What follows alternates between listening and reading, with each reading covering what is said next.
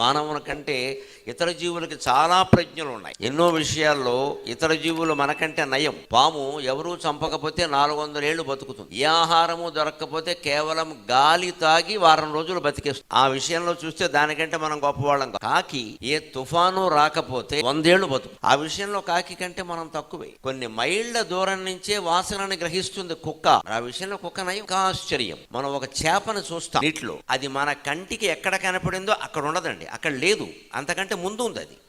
కానీ అక్కడ ఉన్నట్టు మనకు కనపడుతుంది. అది ముందుంటే నీకు వెనక్కి కనపడుతుంది. మన చూపులో దోషం అది. చేపలో దోషం కాదు, నీటిలో దోషం కాదు. పైన ఏమైనా పెట్టలు ఎగిరినప్పుడు, ముఖ్యంగా లకుముకి పెట్ట, ఆ పెట్ట వచ్చి చేపను పట్టుకుంటుంది. సరిగ్గా దానికి దొరుకుతుంది చేప. మనం చూసిన చోట ఉండదు.